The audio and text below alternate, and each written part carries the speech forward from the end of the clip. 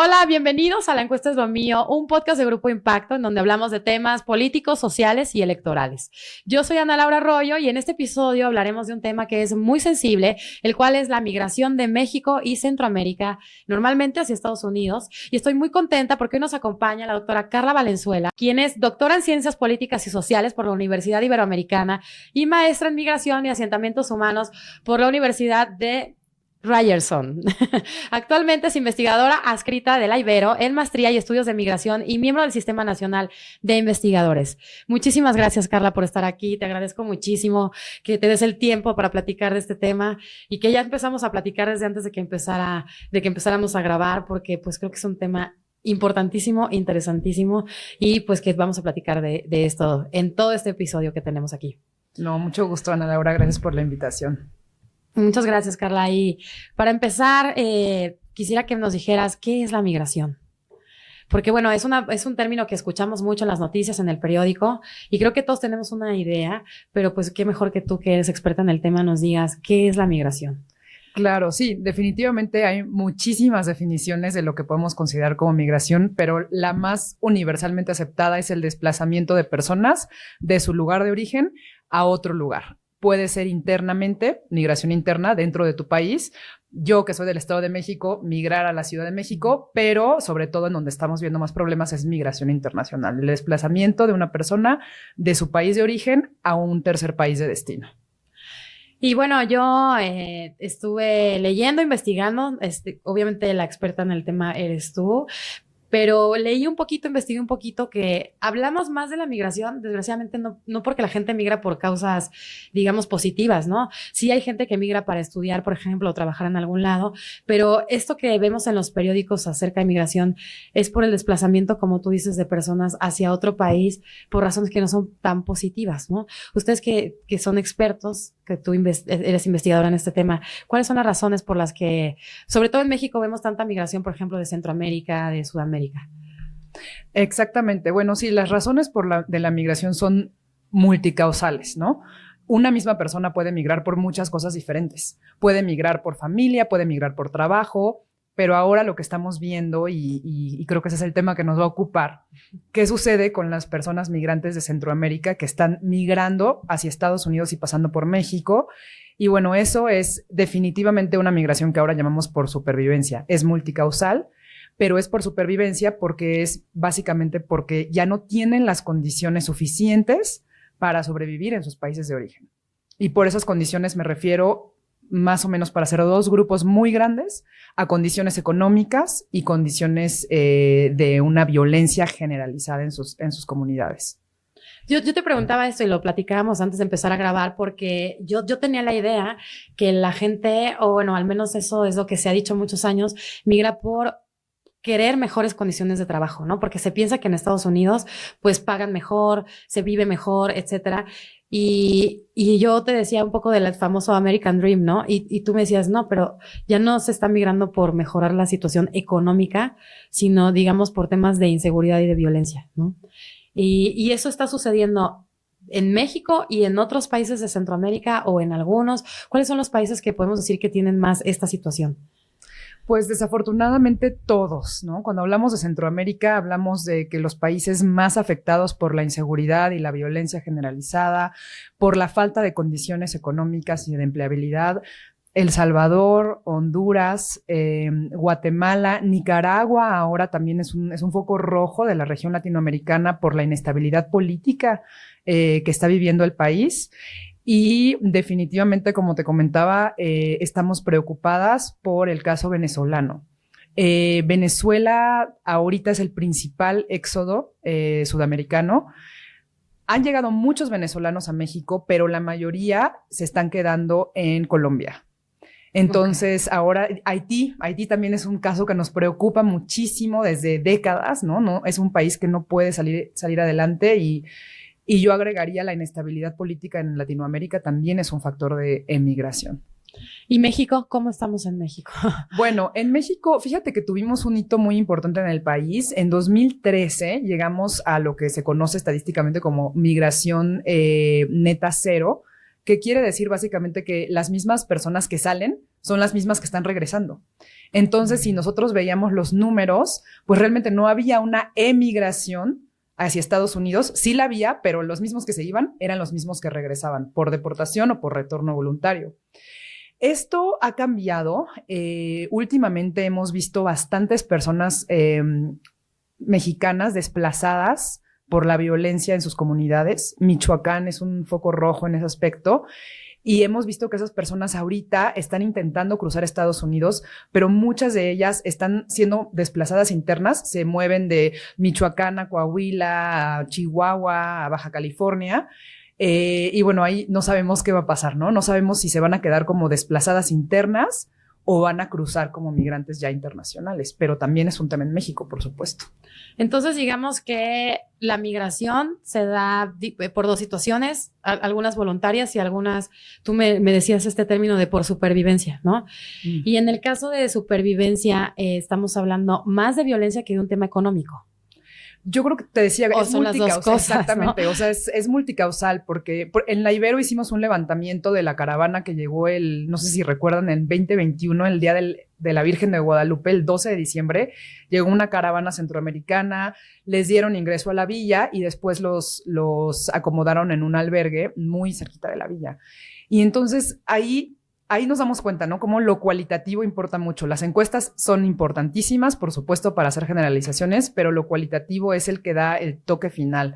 Las personas, cuando en las encuestas que levantábamos nos decían que migraban por economía, ¿no? Pero cuando ya las entrevistábamos en profundidad, nos dábamos cuenta que era multifactorial. Migraban porque sus familiares estaban aquí o estaban en Estados Unidos, migraban porque sus hijas o sus hijos eran amenazados por las maras, migraban porque les habían pedido el conocido derecho de piso, ¿no? Entonces, en realidad, ya es una migración que no te permite seguir viviendo en tu país de origen. Claro. Y que lo que pienso es que lo que tú me decías, que ahorita nos platicas un poquito más de eso, estas personas que migran es porque ya tienen familiares que ya migraron y conocen a gente que ha migrado y que es como una cultura, ¿no? Y me imagino que cuando no ven que haya una solución de verdad viable, factible, pues ¿solución a qué me refiero? Pues a que haya orden y seguridad, pues lo primero que se les puede ocurrir a cierto sector de personas es irse de su país y migrar. Y ¿quiénes son los más vulnerables en la migración? Híjole, pues yo pensaría que cualquier persona que migra por supervivencia es una persona vulnerabilizada, ¿no? O sea, ya la condición de migrante ya te pone en un grupo vulnerable. Ahora, dentro de las personas ya vulnerabilizadas, ¿quiénes son las personas más vulnerabilizadas? Yo diría que son las niñas y los niños, las mujeres, y ahora también estamos viendo un gran número de personas pertenecientes a la diversidad sexual que también están muy vulnerabilizadas durante el tránsito, no nada más por la violencia de género, pero también porque muchas de ellas, sobre todo mujeres trans, deciden migrar por violencia de género y en el trayecto o iniciaron su tratamiento de cambio de sexo, ¿no? Y en el trayecto se quedan sin medicinas. Entonces, ahí ya su vulnerabilidad no solo es por violencia de género, bueno, que es parte de, pero porque no tienen las condiciones de salud para seguir con las hormonas, para seguir con sus tratamientos médicos. Entonces, ahí ya nos derivamos pues a un problema de salud muy fuerte para esta comunidad que vemos que de Centroamérica es muy creciente en México. Yo te preguntaba esto porque platicábamos en el equipo y te platicaba antes de empezar a grabar que yo leí un artículo en El País que me impresionó muchísimo, que es que entre las mujeres migrantes y que van a migrar saben que se tienen que tomar una pastilla anticonceptiva. Lo que yo leí es que dura 3 meses su efecto para por si alguien abusa de ellas, que puede ser uno o varias personas, o sea, pueden ser abusadas una o varias veces en el camino, en el trayecto de cruzar las fronteras a llegar a Estados Unidos, pues por lo menos que no estén embarazadas, ¿no? Hablando de esta situación de vulnerabilidad, se me hace muy grave eso, es demasiado grave. Y entonces yo preguntaría, ¿qué se está haciendo en los países que se sabe que está esta situación de migración? O sea, aquí en México sabemos que llegan migrantes todos los días. ¿Hay algo que se esté haciendo en el gobierno o en el gobierno de otros países para proteger a estas personas en tránsito, a estas mujeres que te platico que pues ya de por sí desde antes saben que van a ser abusadas? ¿O no se está haciendo nada al respecto? ¿O cómo está la situación ahí? Pues de parte del gobierno hay pocos programas. En realidad, uno de los programas que se implementó durante pandemia, que no necesariamente iba a mujeres, sino a migrantes en general, fue darles una tarjeta, ¿no? Con dinero como para que ellos pudieran comprar los enseres básicos, comprar una despensa básica. En la Ciudad de México es parte de una organización internacional que se llama Majors Migration Council. Entonces, la Ciudad de México, junto con muchos alcaldes de muchas ciudades que tienen poblaciones importantes de migrantes, se reúnen y toman acciones a nivel local. Entonces, por ejemplo, el gobierno de la Ciudad de México también, ¿no? Tomó una acción muy focalizada, trató de abrir más albergues, trató de meter más a la Comisión de Derechos Humanos, pero también lo que veíamos era que los migrantes no querían irse a los albergues de gobierno porque no confiaban, ¿no? En el gobierno, ¿no? Entonces tú le decías, bueno, no, este albergue no es del Instituto Nacional de Migración, el Instituto Nacional de Migración no tiene albergues, de hecho, pero los migrantes estaban confundidos y no querían quedarse en esos centros. Pero afortunadamente contamos con una sociedad civil muy grande, muy informada y muy profesionalizada, que es la que está haciendo el trabajo de protección. Estaba viendo estas mujeres que son famosas porque hacen despensas, comidas y se las avientan a los migrantes en patronas. La bestia, ¿no? Las patronas. Ahorita que dijiste de sociedad civil, pues estamos hablando de ese tipo de situaciones, ¿no? Exactamente. Tú me platicabas que en la Ibero me diste esta tarjetita. Sí, un poco para conocer más de su programa que dice, si quieres saber más sobre los albergues y situación de las personas migrantes en la Ciudad de México, consulta los siguientes recursos, ¿no? ¿Qué están haciendo ustedes para ayudar? Hablando de sociedad civil. Claro, bueno, pues nosotros, para empezar, hacemos dos cosas bien importantes, ¿no? A partir de la maestría, lo que tratamos de hacer es formar a los tomadores y tomadoras de decisiones que van a estar en puestos clave para que tengan una sensibilización y tomen decisiones informadas en la evidencia científica, ¿no? Eso es lo que nos importa. No solo sensibilizarlos, pero que estén muy enterados de cómo tomar una decisión, de cómo hacer una política pública basada en evidencia científica, pero también ahora estamos haciendo una colecta, ya sea en especie o en efectivo, para apoyar a los albergues de la Ciudad de México que están al 900% de su capacidad. Entonces ya te imaginarás la crisis en los albergues. O sea, cuando hablamos del 900%, ¿tienes alguna idea de para cuántas personas es ese albergue y cuántos lo necesitan? Pues depende. Por ejemplo, un albergue con el que trabajamos bastante, que es Casa Tochán, es un albergue que antes solo recibía a hombres solos, hombres solteros, hombres que migraban sin familia. Empezó teniendo espacio para 13, luego subió para 40 y la última vez que lo fui a visitar tenían 180 personas. Depende de los albergues. Cafemín es otro albergue en el que hacemos mucho trabajo, es para familias, Cafemín es para familias y pues ahora yo creo que ha de estar rondando entre los 400 y 500 personas en el albergue cuando no es para más de 120, ¿no? Entonces hay una crisis humanitaria muy fuerte de lo más básico, ¿no? De alojamiento, de un techo a donde dormir. Hay muchos migrantes que no lo están encontrando porque los albergues, por motivos de seguridad, también ya no pueden albergar a tantas personas, ¿no? Ya están al 900%. Y hay muchos albergues, porque tú ahorita mencionaste dos, pero pareciera que hay muy pocos albergues para la demanda que hay. ¿Es así? Totalmente. Hay muy pocos albergues para la gran demanda que hay de migrantes. En general, esos dos son los más fuertes y son los más grandes. Hay otros más pequeños, Casa Fuente, por ejemplo, pero en realidad esos son los que normalmente absorben a la mayor población. Aquí en la ciudad, obviamente en el país hay una red gigante de albergues, ¿no? Pero en la ciudad estos son los albergues que existen más fuertes, más grandes y ya están saturados. Y las personas que quieran ayudar, ¿cómo podemos hacer? ¿Podemos llevar ropa, comida? ¿Podemos ayudar con dinero, especie? ¿Cómo le hacemos? Pues las personas que quieran ayudar, acérquense a las redes sociales de la Universidad Iberoamericana. Ahí podemos aceptar donativos en especie, también podemos aceptar donativos en efectivo. Sobre todo lo que ahora necesitan es comida. Es comida y cuestiones de aseo diario. Cloro, desinfectantes, escobas, kilos de arroz, despensa básica. Es ahora lo que más están requiriendo los albergues.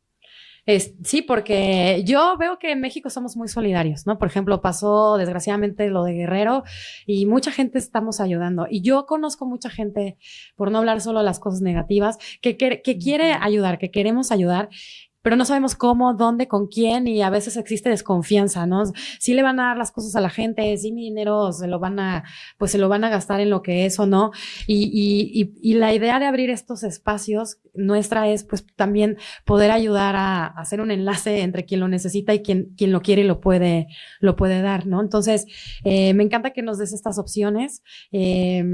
Si ya pondremos en el copy de las publicaciones, pues a dónde pueden, las direcciones que nos dices de la universidad y todo, para pues poder ir a donar. ¿Directamente se puede ir a esos albergues o no? Sí, también, directamente. O sea, los albergues ahorita lo que quieren es recurso, ¿no? Entonces, si la Ibero les queda súper lejos, pues igual, Cafemín y Tochán están un poco más céntricos. Cafemín está por el Metro Misterios, Tochán está por el observatorio, por el Metro Observatorio. Entonces, también acérquense directamente y para apoyarles.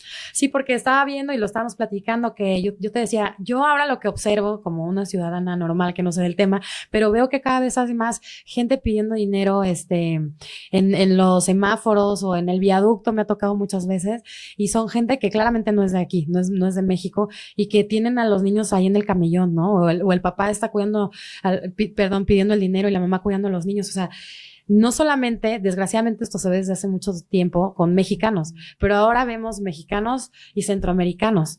Y yo creo que esto es algo que a simple vista podemos ver, pues que cada vez hay más. O que, como tú me decías, cada vez se están quedando más en México, porque no pueden pasar a Estados Unidos. Platícanos un poquito de eso, Carla, por favor. Sí, así es. Pues bueno, no sé si recordará la audiencia, pero en 2018 tuvimos una caravana de personas centroamericanas muy grande que entró por Tapachula, ¿no? Entonces, de ahí fue un hito en la historia migratoria de México. Ahí nos dimos cuenta que nos estábamos convirtiendo poco a poco en un país de destino migratorio y ya no de tránsito. ¿Por qué somos de destino migratorio? No tanto porque las personas decidan quedarse en México, sino porque Estados Unidos ha endurecido las políticas de asilo y no deja que las personas crucen como antes. Por ponerte un ejemplo, antes las personas, la ley de asilo, de la ley de inmigración y asilo de Estados Unidos permitía que las personas entraran a Estados Unidos, ahí pidieran asilo y siguieran su proceso dentro de Estados Unidos. Ahora, a partir de un programa del que hablábamos antes, del Migrant Protection Protocols, MPP o Quédate en México, que es la misma cosa, a partir del 2019, estas personas que quieren solicitar asilo ya no pueden entrar a Estados Unidos, solicitar el asilo y esperar la resolución en Estados Unidos, sino que tienen que quedarse en México. Eso es muy grave por muchos aspectos. El principal es porque México no está preparado para recibirlos, para que se queden aquí meses, ¿no? Porque hay personas que llevan año y medio y no les dan la cita, ¿no? No les dan la cita. Entonces, para empezar, México, uno, no estaba preparado porque es algo que pasó de la noche a la mañana, y dos, tampoco ahora está preparado, ¿no? O sea, de 2019 a ahorita no hemos hecho o hemos hecho muy poco para poder recibir a estas personas de manera digna, porque la Ciudad de México, por legislación local, es una ciudad santuario y no estamos respetando la misma legislación de la ciudad. Cuando tú dices ciudad santuario, ¿qué quiere decir esto? Bueno, la Ciudad de México se proclamó a sí misma una ciudad huésped, que es lo mismo que una ciudad santuario. Es una ciudad que apoya a las personas migrantes y que hace política pública justamente para que, independientemente de tu estatus migratorio, si tienes papeles o si no tienes papeles, tengas acceso a los servicios básicos y estés protegido y protegida en contra de la deportación. Por ley, México es una ciudad huésped, la Ciudad de México es una ciudad huésped, pero ya te digo, o sea, en la realidad vemos que es todo lo contrario. Y nosotros como sociedad civil ahí es donde podemos actuar y ayudar, porque yo creo que no podemos esperar a que el gobierno resuelva todo, aunque sí a cumplir a lo que se compromete, es decir, lo que tú nos estás diciendo, hacer una ciudad santuario. Pero mientras, lo que yo te escucho es que hay muy pocos lugares en los albergues, y pues yo creo que para la gente que nos está viendo y escuchando esto, pues cualquier cosa que tengas, ya sea comida, ropa, etcétera, pues es una forma de ayudar, ¿no? Y hablando de esto, me gustaría volver al tema de los más vulnerables que migran. Y yo estaba leyendo, Carla, para estudiar y no quedarme con cara de guada ahorita que te tenemos aquí, que alrededor del 35% de los migrantes son niños, son menores de edad, niños y niñas, ¿no? Que migran. Y este término de acompañados y no acompañados me asusta demasiado, Y yo te decía, ¿qué quiere decir esto? O sea, ¿de verdad hay niños que tan chiquitos deciden irse de su pueblo, de su ciudad? ¿O cómo es esto? Platícanos un poquito de este 35% de migrantes que son niñas y niños y que yo creo que están en un riesgo altísimo de que sucedan cosas que no están bien como humanidad a los niños, que al final pues son de todos, ¿no?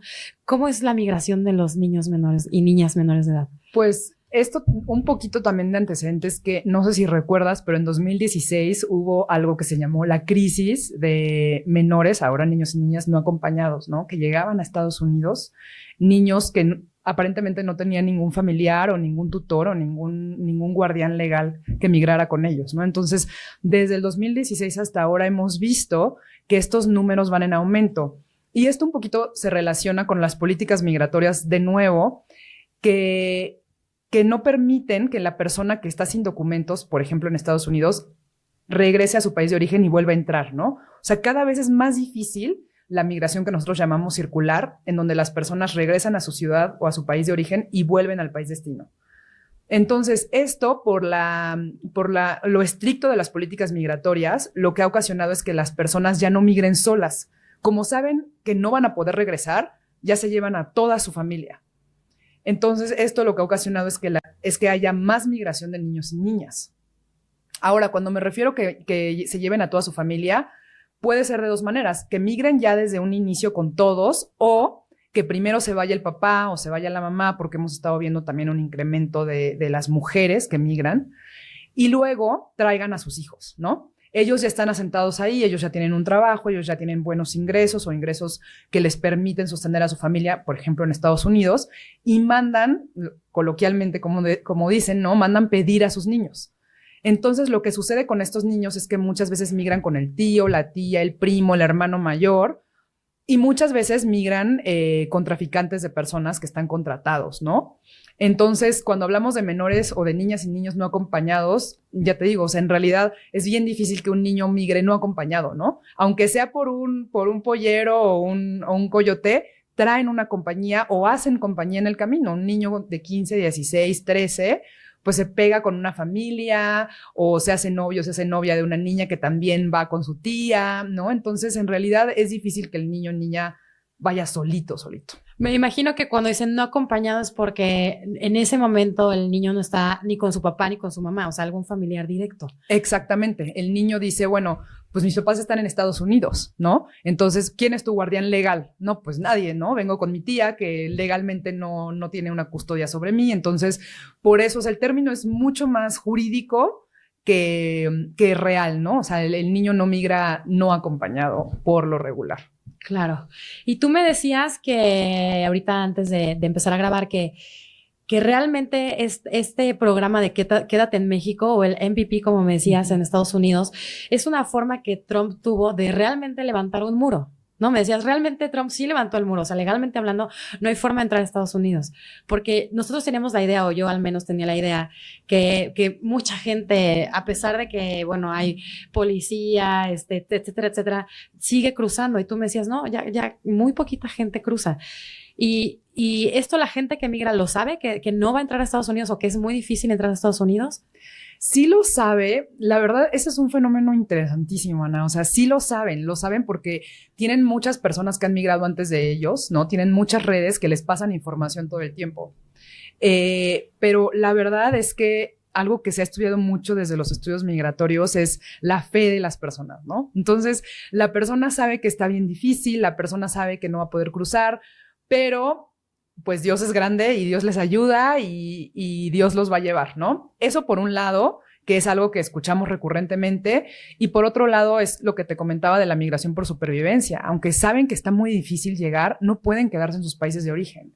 Entonces muchos, sabiendo que no pueden quedarse ya, por ejemplo, en Venezuela, ¿no? No pueden entrar a Estados Unidos, entonces muchos ya están pensando cómo hacer una vida en México, en lo que pueden cruzar o ya sentarse de manera permanente, ¿no? Pero claro que lo saben y normalmente tendemos a ver a las personas migrantes como vulnerabilizadas, que sí lo son, pero la realidad es que tienen estrategias de supervivencia y de resiliencia muy importantes en donde logran salir adelante y logran llegar a sus destinos finales. Entonces creo que también es como cómo también podemos verlas de esa manera, ¿no? No están desposeídas de ningún tipo de agencia, ¿no? Al contrario, o sea, son personas muy resilientes. No, seguro, y muy valientes, ¿no? Y yo te decía, realmente a mí se me hace difícil que alguien piense dejar su país por si no hay una causa muy fuerte que los orilla a dejarlo, ¿no? Porque la verdad es que, como dicen, la tierra llama y es muy raro que alguien se quiera ir y en las condiciones en las que alguien se va, ¿no? Tú me decías que pues que hay muchos estados de la República que tienen como más migrantes, sobre todo en Estados Unidos. Yo estaba leyendo aquí que el 97% de los migrantes en México se van a Estados Unidos. Yo creo que es por la cercanía que tenemos, etcétera. Entonces, el fenómeno de migración México-Estados Unidos, pues para nosotros es muy grande. Y entonces, ¿qué estados pueden ser los que más migrantes tienen? Porque yo veo incluso que pues que es algo como normalizado de alguna manera, que la gente en los pueblos y los lugares tiene que ya su papá está allá, su tío está allá, y me estaban diciendo que hay pueblos enteros donde la gente, alguien de su familia ya no está en México. ¿Qué estados podemos decir que son los que más tienen migrantes? Pues mira, en el último censo del INEGI, que fue en 2020, el top 3 salió Guanajuato, Oaxaca y Zacatecas. Y siempre esos estados están dentro del top 5. El Estado de México también, Hidalgo, tiene muchos migrantes, pero Jalisco también podemos hablar de que es un estado de emigración. Y sí, o sea, tu encuesta lo decía, ¿no? Hay 11.7 millones de mexicanos viviendo en Estados Unidos y un dato, digamos, para que el público lo dimensione, es que Los Ángeles es la segunda ciudad del mundo con más mexicanos, después de la Ciudad de México. No, bueno. No, y bueno, tú vas a ciertos lugares de Estados Unidos y hay mucho mexicano, o sea, ¿no? Mucho paisano. Claro. Y básicamente por esto que decías que las encuestas se quedan cortas, es que nosotros quisimos hacer este podcast porque muchas veces aquí en el equipo lo platicamos. Tenemos datos que a mí me parece son súper importantes y se quedan en un dato, que el dato me parece muy frío. Pero si nosotros analizamos el dato y también la situación emocional, personal, física, mental de las personas que están dentro de ese fenómeno, pues ya tenemos información más completa, ¿no? Tú me decías que bueno, Trump hizo esta como muro legal, por así decirlo, y la administración del presidente Biden, ¿cómo estamos en esa situación, en este tema migratorio Biden, Estados Unidos, México, Estados Unidos? ¿Cómo es la relación en este momento? Bueno, la relación México-Estados Unidos siempre está pendiente de un hilo, ¿no? O sea, sí lo observamos desde la academia, pero también así hace poco tuvimos visita de Roberto Velasco, que trabaja en la Secretaría de Relaciones Exteriores, temas de América del Norte, y nos decía, si tú quieres saber cómo está el pulso diario de la relación México-Estados Unidos, lee las noticias y ve qué está pasando en la migración. Eso te da mucha luz de la relación en general, ¿no? De la relación bilateral. Entonces, migración es un tema... Es muy importante. El tema más importante que nosotros tenemos con Estados Unidos y que define nuestra relación con el país. Pues cuando entró Biden realmente todos estábamos muy entusiasmadas y entusiasmados. Ahora es una decepción total porque estamos viendo que Biden no ha podido o no ha querido o no lo han dejado quitar el muro con el MPP que Trump construyó. Ahora le decimos MPP 2.0 porque en realidad es lo mismo, ¿no? Los migrantes tienen que bajar una aplicación que se llama CBP One. CBP es Customs and Border Protection, que es el órgano del gobierno estadounidense encargado de la protección de sus fronteras y de sus aduanas, y tienen que aplicar con una app desde México para poder tener una cita de asilo en Estados Unidos y esperar en México su cita y esperar en México su resolución. Está complicado, ¿no? Porque muy decíamos, complicado. O sea, es una forma muy sutil de desde antes, pues, poner un muro, ¿no? Porque yo te preguntaba, bueno, ¿cómo es el trayecto de un migrante? Supongamos un migrante que quiere emigrar de Salvador a México, ¿hacen su solicitud antes de llegar o cuando llegan y saben que tienen que esperar en México? Me imagino que sí. Sí, ellos ya saben todo. O sea, la verdad es que si tú hablas con las personas migrantes están informadísimas, ¿no? Ellos son los que lo viven.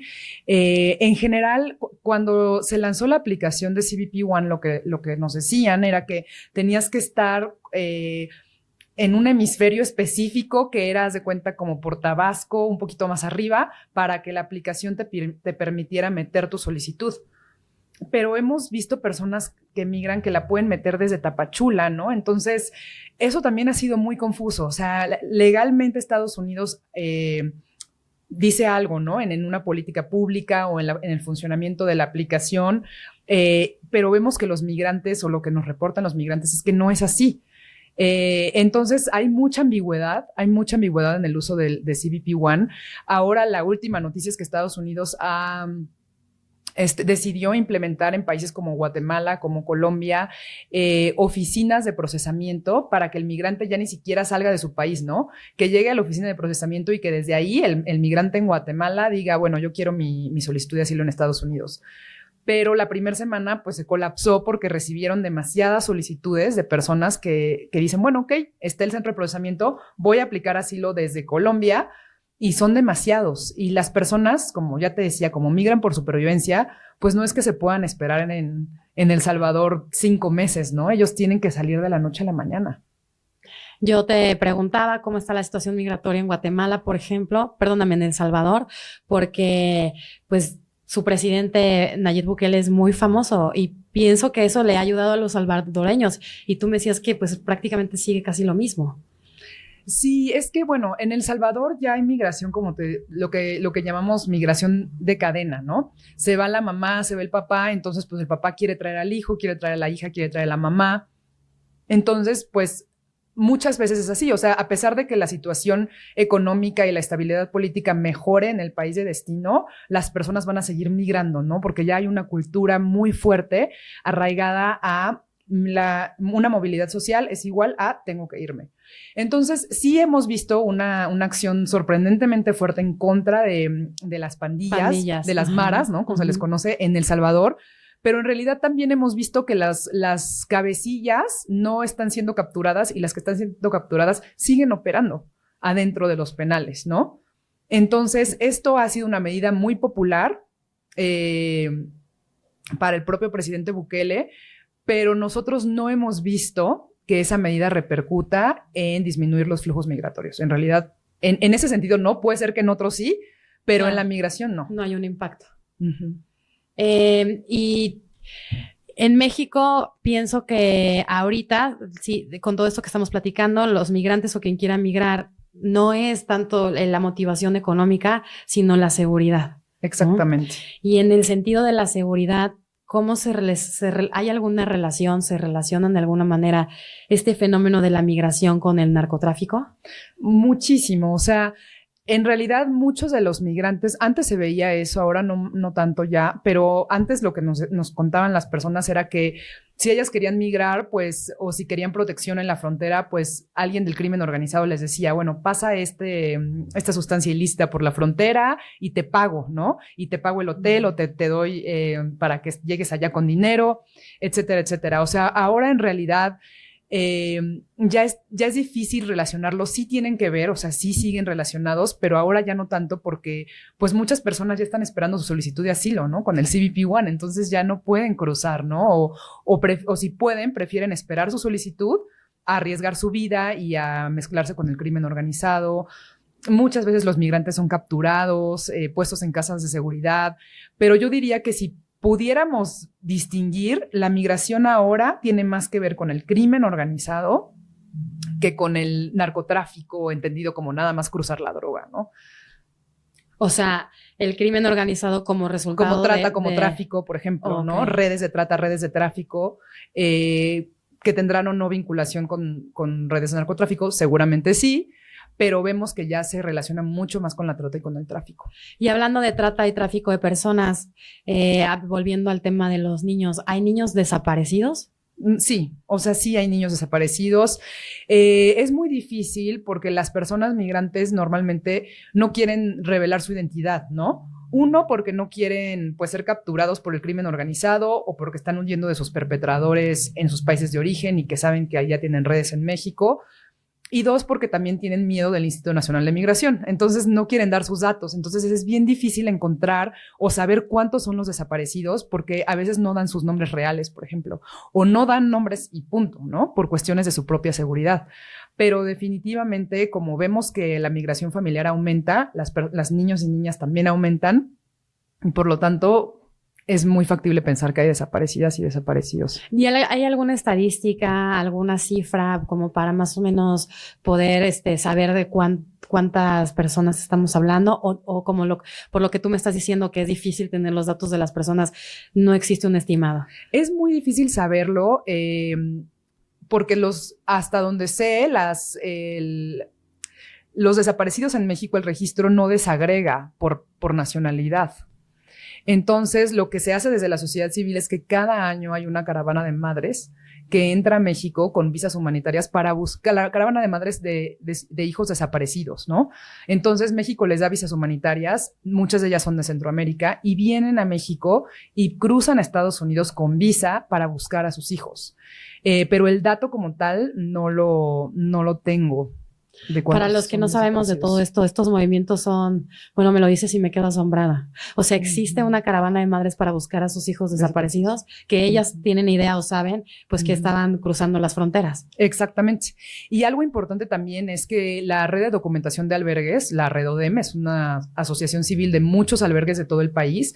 Ellos actualmente ya tienen un registro en donde todos los albergues que son parte de la red se comparten información de las personas que quieren darla y que albergan en sus centros de atención, ¿no? Entonces, ahorita estamos esperando poder tener mejores números porque ya existe una base de datos. Entonces, no sé si la mamá dice, bueno, mi hijo salió, se llama así y salió el 13 de octubre y yo sé que el último albergue que estuvo fue en Ixtepec. Bueno, entonces ahí ya se busca en el albergue y ya dice, bueno, sí, pasó aquí y entonces, a ver, Durango, tú tienes registro de esta persona y los albergues están compartiendo esa base de datos. Y se comunican. Entonces más o menos podemos saber hasta dónde llegó, ¿no?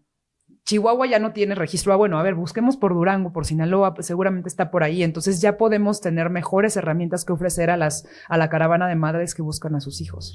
Y es importante decirlo para que los migrantes sepan, pues, que estos albergues lo que quieren es ayudarlos, no acusarlos, ¿no? O sea, no regresarlos a su país, sino más bien ayudarlos con la seguridad. Me imagino que estén bien, esa es la función. Exactamente, siempre es decisión de ellos. Si ellos se rehúsan a dar los datos, está bien y no se les va a negar el servicio de ninguna manera, pero es muy recomendable que puedan dar sus datos justamente por si algo les llega a suceder.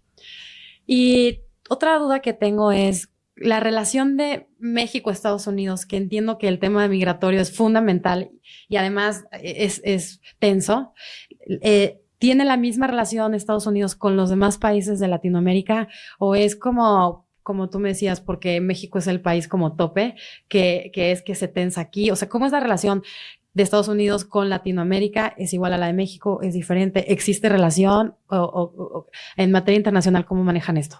Sí, fíjate que justamente a mí me llamaba la atención los datos de tu encuesta en donde las personas piensan que el tema de migración es de los temas más importantes que México tiene con Latinoamérica, ¿no? Yo te diría que sí, a partir de las caravanas, a partir del 2018 es un tema importante, pero no es más importante que el tema de México con Estados Unidos, que en tus encuestas también la gente decía, bueno, es comercio, ¿no? Es economía y comercio el más importante y luego sigue seguridad y luego en tercer lugar ponen migración. Definitivamente no. O sea, no es la misma relación. México y Estados Unidos están muy ligados por el tema migratorio y ahora con la cumbre de Palenque, cuyo objetivo era la migración y el desarrollo, creo que esa es la agenda que trae más México con América Latina. Para empezar, pues geopolíticamente posicionarse como el hermano mayor, ¿no? De América Latina, de los otros países, porque también, por supuesto, que somos latinoamericanas, pero también tiene una cuestión más de desarrollo, ¿no? Vinculado con la migración a veces, pero no es el tema central de México con América Latina. Quizá en estos momentos lo sea, pero ya te digo, o sea, como una retórica política, pero en realidad hay poco que se pueda hacer si no tenemos un compromiso con Estados Unidos. Claro, o sea, necesitamos la relación con Estados Unidos, de alguna manera. Y en la cumbre de Palenque, pues, no estuvo Estados Unidos, ¿no? O sea, los acuerdos que logremos con los otros países de América Latina en gran medida dependen de lo que logremos nosotros como país que compartimos frontera con Estados Unidos y un tema bien importante de la capacidad que tenga México de integrar a las personas que se van a quedar aquí porque no pueden cruzar. Híjole, es una tarea importantísima, ¿no? Creo que como país también podría ser un objetivo bien importante el que más mexicanos no se quieran ir a otro país que es Estados Unidos, sino que se quieran quedar, porque sí, migración es un por sacrificio elección. inmenso irse, ¿no? Exactamente. Uh-huh. Mira, ya que hablamos tanto de la encuesta y no te he hablado de ella, vamos a verla. Le preguntamos a los ciudadanos que si saben que el 11.7% de los mexicanos están viviendo en Estados Unidos y el 59% dice que no lo sabe, ¿no? Y es lo que te digo, yo creo que son cifras que nos impactan a todos o a la mayoría de alguna manera, pero conocemos, y yo me incluyo, conocemos muy poco del tema y siendo un tema que además cada vez es más relevante porque ya no solo son nuestros paisanos migrantes, sino todo Latinoamérica y Centroamérica, pues que queremos saber un poquito qué impacto tiene y ya lo estamos platicando, 11 millones. Tú me decías, pues es que para que te des una idea, Los Ángeles, ¿no? Y yo pienso, por ejemplo, que yo tengo un corazoncito jarocho porque mi madre es de Veracruz y yo crecí ahí. Yo digo, pues es que es casi todo el estado de Veracruz. O sea, es muchísima gente la que no está en nuestro país, ¿no? Y yo creo que sin Estados Unidos incluso que de alguna manera siento que son políticas públicas muy fuertes, pero también entiendo que ellos, si ellos no tuvieran esas restricciones, creo que estaría medio Latinoamérica ahí en Estados Unidos por las circunstancias que tenemos en nuestros países. Sí. Entonces, bueno, casi el 60% de la gente no tenemos idea cuántos migrantes hay, son muchísimos. Luego preguntamos cuál es el principal factor de la migración y en primer lugar está ingresos económicos, en segundo lugar por falta de oportunidades laborales en los países, por violencia e inseguridad. El 20% de la gente piensa eso. Y eso que te decía yo me incluyo en este sector de la gente que pensamos que son temas económicos y tú nos vienes a aclarar gracias a pues que nos haces ver de otra manera las cosas que más bien es por supervivencia en este momento, ¿no? Exactamente. Y son las tres cosas en realidad, ¿no? O sea, lo que te decía es por supervivencia, pero también es si le quieres poner un nombre, ¿no? A la supervivencia es multicausal. Si es por mejorar los ingresos, si es por falta de oportunidades laborales, si es por violencia e inseguridad, es por inestabilidad política, es por todo eso, ¿no? Claro. Yo lo que veo todos los días y cada vez que platico con más gente de estos temas sociales es que las causas de los movimientos sociales son multifactoriales, ¿no? O sea, siempre no es una sola razón, sino son muchas causas las que generan, pues en este caso la migración, por ejemplo, y otros fenómenos, ¿no? También preguntamos, ¿qué temas cree que trabajan en conjunto México y Estados Unidos? Y mira, en primer lugar creemos que es comercio, después el narcotráfico también es un tema importante en la agenda, ¿no? Que todos lo percibimos. La migración está en tercer lugar y la seguridad y educación en un cuarto lugar, ¿no? Pero bueno, más bien es un quinto lugar.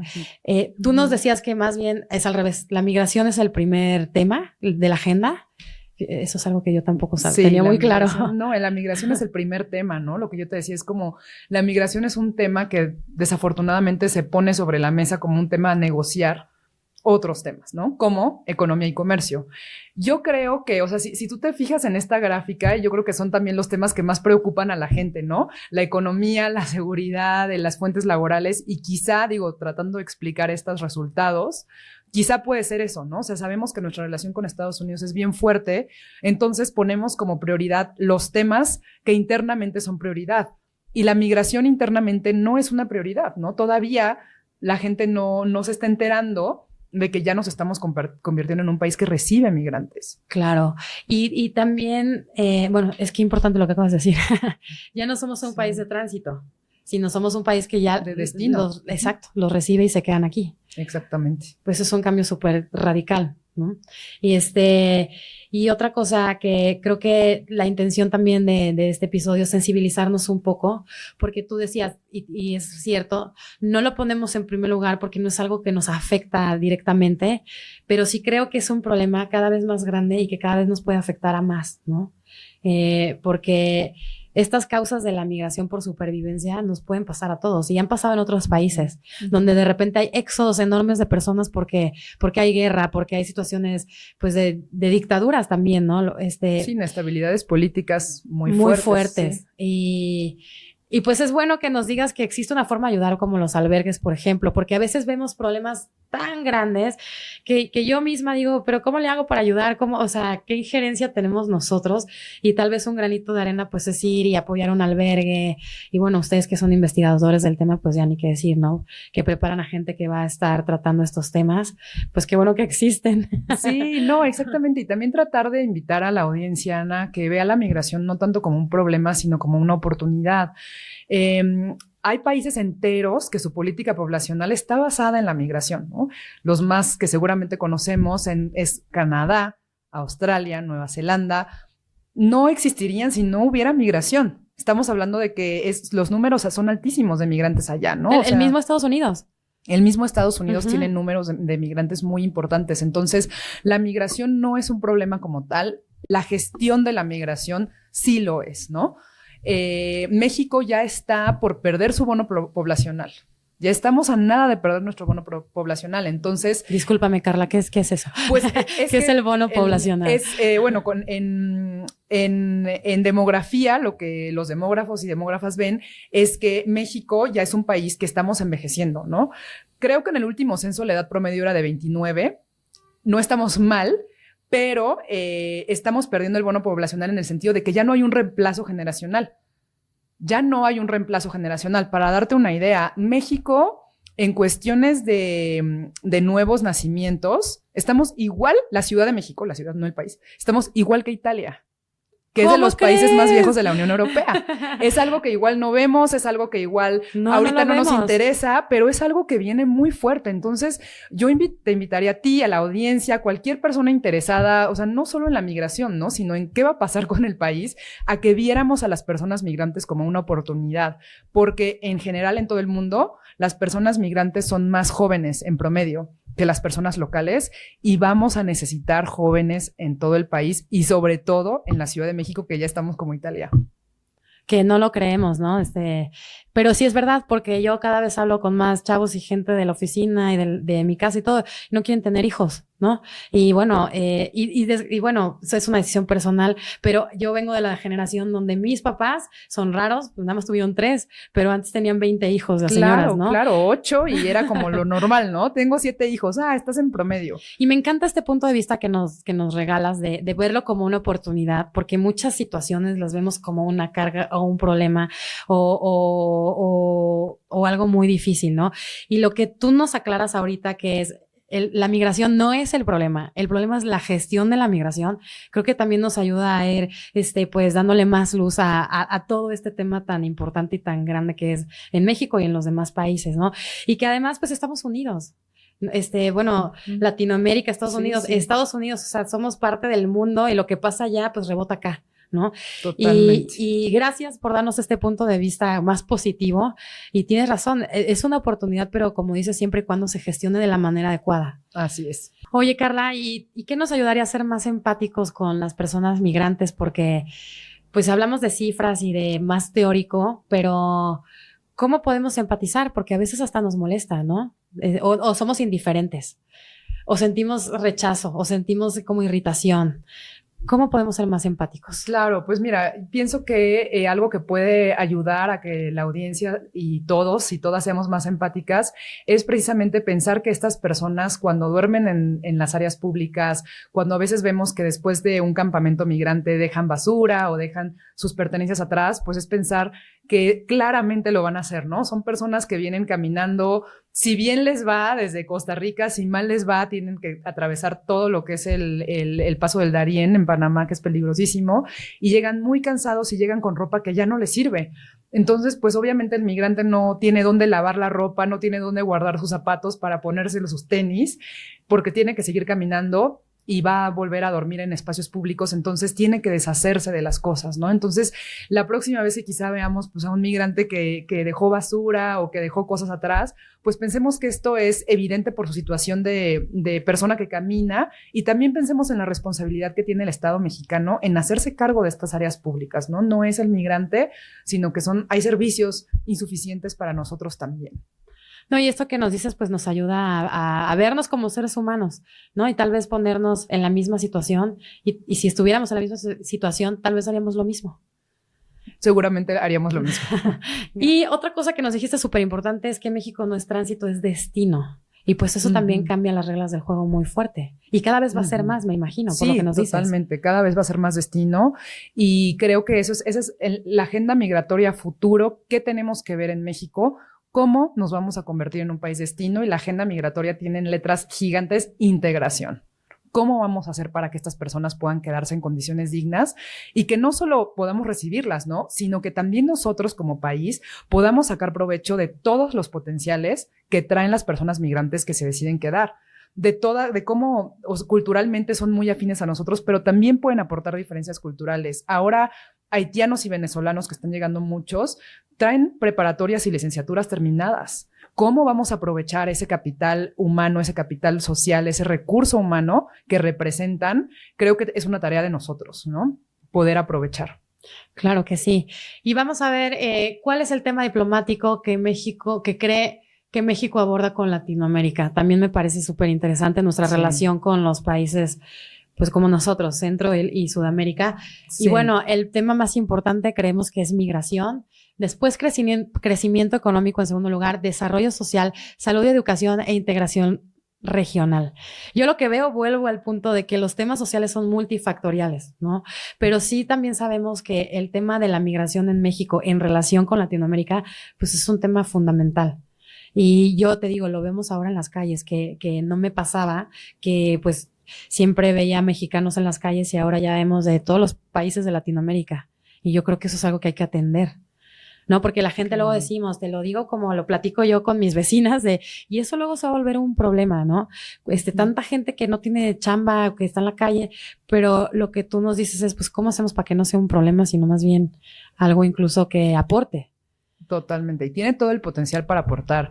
Nosotros, junto con la Organización Internacional para las Migraciones y la Universidad Iberoamericana, estamos por lanzar un libro próximamente en donde vimos cómo medimos los diferenciales salariales entre las personas migrantes en México y las no migrantes. Y para todos los grupos poblacionales, así sea para la persona hondureña con más bajas calificaciones, están ganando más que los mexicanos.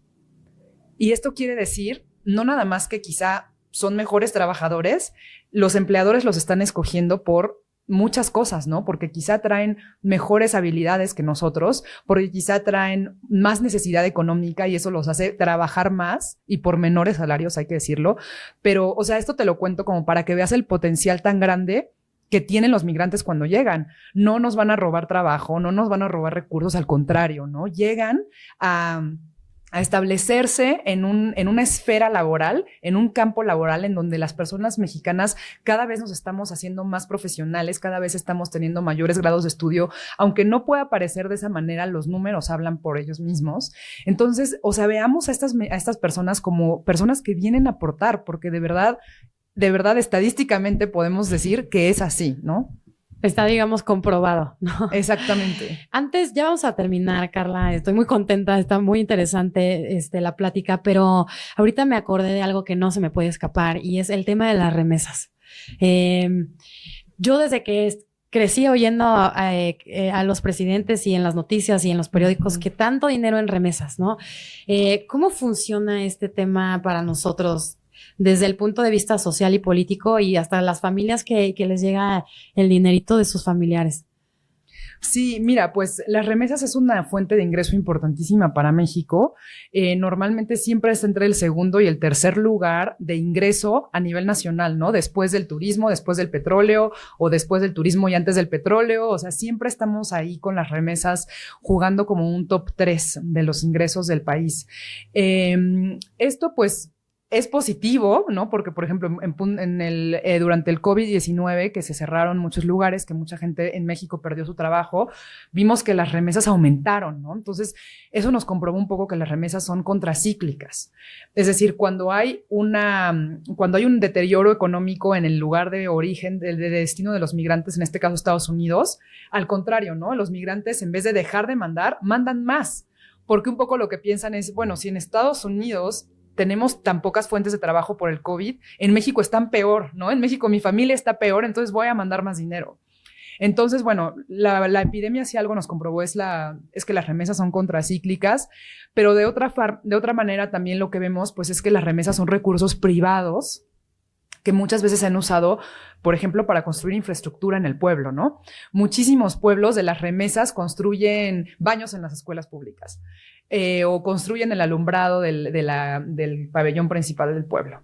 Entonces, bueno, qué bueno que el pueblo pueda salir adelante por sus propios medios, pero las remesas no deben ser un recurso que sustituya la obligación gubernamental de tener una infraestructura mínima como es un alumbrado público, ¿no? Entonces, creo que en el momento en que el gobierno presume de que tenemos remesas, lo hace desde un punto de decir, bueno, nuestros mexicanos en el extranjero son mexicanos, ¿no? De reafirmar esa identidad nacional y esa pertenencia al país y mandan dinero y nos ayudan, sí, pero esos son recursos privados que deben ser destinados para fines privados y no para fines públicos, ¿no?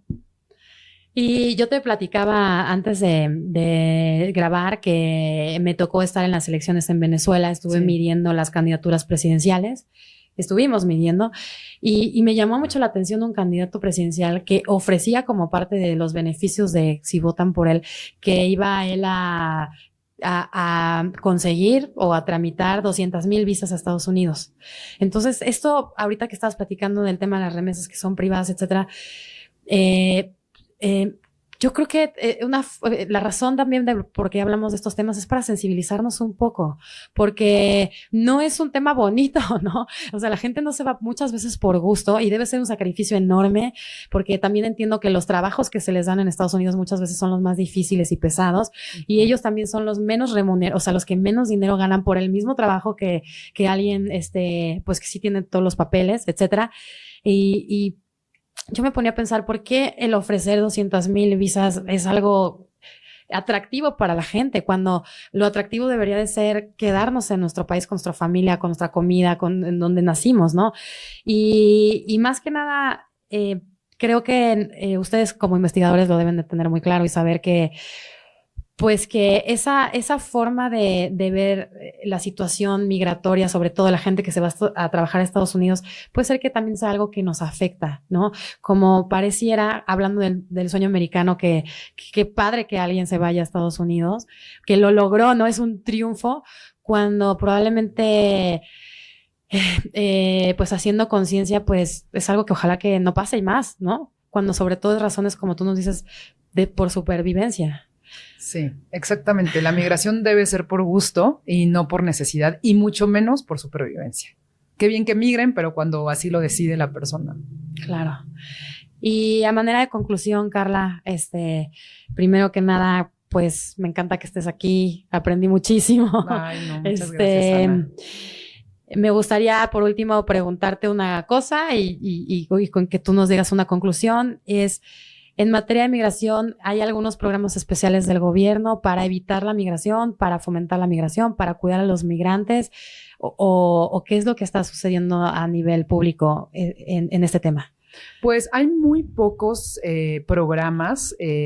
Hay uno muy famoso que seguramente toda la audiencia ya ha escuchado, que es el de Jóvenes Construyendo el Futuro y Sembrando Vidas, ¿no? En donde el gobierno mexicano ayuda a las personas jóvenes dándoles algunas pasantías o dándoles algún dinero en efectivo, y eso de alguna forma el presidente ha expresado que tiene repercusiones en la migración. Y el de Sembrando Vidas es ayudar a las personas agricultoras, sobre todo de El Salvador, a sembrar más, ¿no? A mejorar la producción agrícola que tienen para que no migren. Definitivamente son insuficientes. Y ahorita que estabas hablando de eso, para concluir, ¿tú crees que la inseguridad, no solo en México, sino en los países de Latinoamérica, es decir, si el tema de la seguridad fuera algo que realmente se soluciona, la migración dejaría de existir la migración por supervivencia dejaría de existir? No, porque tenemos otros factores, ¿no? Hay una inestabilidad política, hay una violencia de género muchas veces, hay unas cuestiones económicas, hay que no hay trabajo, ¿no? Entonces, digamos que para resolver el tema de la migración, que no es algo que se necesite resolver, pero digamos que para resolver el tema de la migración forzada, necesitamos atacar que no haya inestabilidad política, que no haya una violencia generalizada, violencia de Estado, y que haya oportunidades económicas que permitan una movilidad social, ¿no? No nada más un trabajo que te dé para vivir. Tienes razón. Gracias, porque no es un tema solo de seguridad, sino es tema de lo básico para vivir, ¿no? Empleo, economía, seguridad. Así es. Pues Carla, muchísimas gracias por estar aquí. Aprendí mucho. Gracias por tu tiempo y pues nos vemos a la próxima. Aquí te esperamos y te volvemos a invitar. Ven con nosotros, por favor. Sí, claro que sí. Encantada, Ana. Y pues muchas gracias por tenerme en tu programa. Gracias por tu tiempo. Pues muchísimas gracias. Esto fue La Encuesta es lo mío, un podcast de Grupo Impacto. Yo soy Ana Laura Arroyo y nos vemos a la próxima.